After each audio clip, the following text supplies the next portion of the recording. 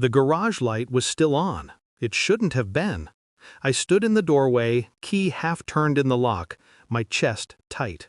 The smell of oil and dust hung in the air, but something else was missing.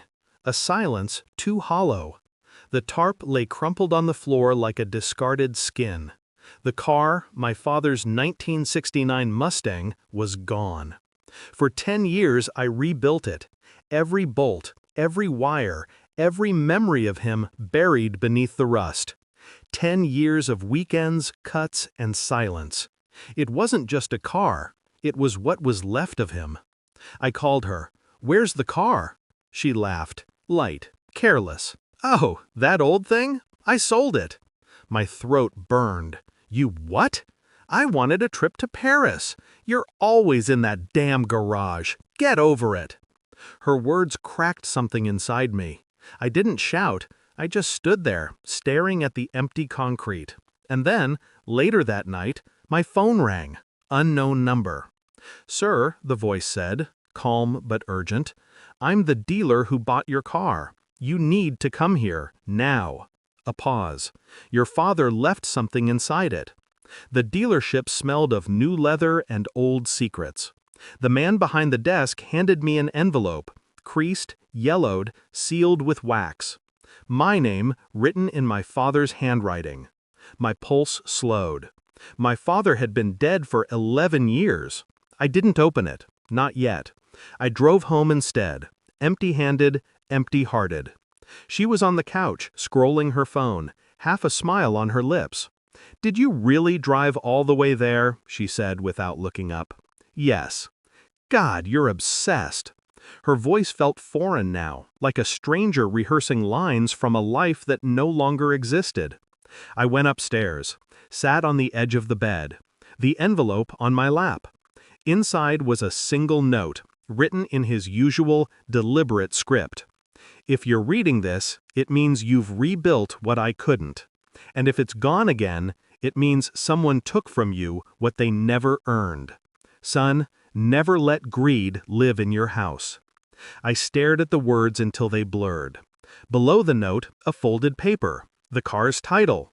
My father had never transferred it to me. He'd left it under his name. She hadn't sold my car, she'd sold his. I said nothing for days. I cooked breakfast, kissed her cheek, watched her sip her coffee, pretending not to notice how my silence thickened the air. At night, I searched, quietly, methodically. The credit card statement, a large withdrawal to VI Travel. Her messages, one unread thread. "Can't wait to see you in Paris, heart." Not a travel agent, a man. I didn't open it fully, didn't need to. The name in the preview was enough. Mark, her coworker. She had always said he was just nice. I copied the messages, every image, every timestamp. No anger, no shouting, just order, precision. Then I called the dealer back, told him to hold the car. I'd paid double. He hesitated, but when I mentioned my father's name, he agreed. I drove there the next morning, early, signed the papers, the car was mine again. When I slid into the seat, I found a small box wedged under the glove compartment. Inside, my father's old watch, stopped at 11:03, the minute he died. And something else, a folded letter addressed to her. Same handwriting. "If you ever take from my son what he's earned, you'll lose what you thought was yours." He had written it long before he died. Maybe he knew. That night she came home smelling like perfume that wasn't hers. I waited by the window, the watch ticking again on my wrist. "How was Paris?" I asked. She froze. The lie caught in her throat. "What?" I said. I repeated slowly. "How was Paris?" Her face drained of color. What are you talking about?" I handed her the envelope. Her eyes flicked over my father's handwriting, confused. Then to the photos on my phone, her messages, her laughter. Her voice trembled. "You went through my phone?" I smiled. "No. You left the evidence in plain sight, like everything else." She started to cry, loud, dramatic, but it wasn't guilt, it was fear. fear of what came next.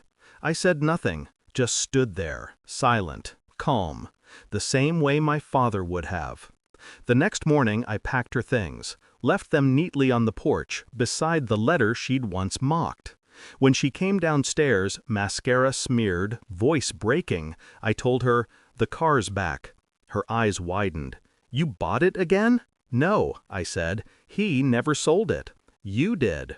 Her mouth opened, then closed. No words came out. I handed her my phone, a new post on social media, "Our house listed for sale." She blinked. "What is this?" "I'm moving," I said. "Switzerland." I walked past her, out to the driveway. The car gleamed under the morning sun, flawless, reborn. As I started the engine, I heard her voice, faint, desperate.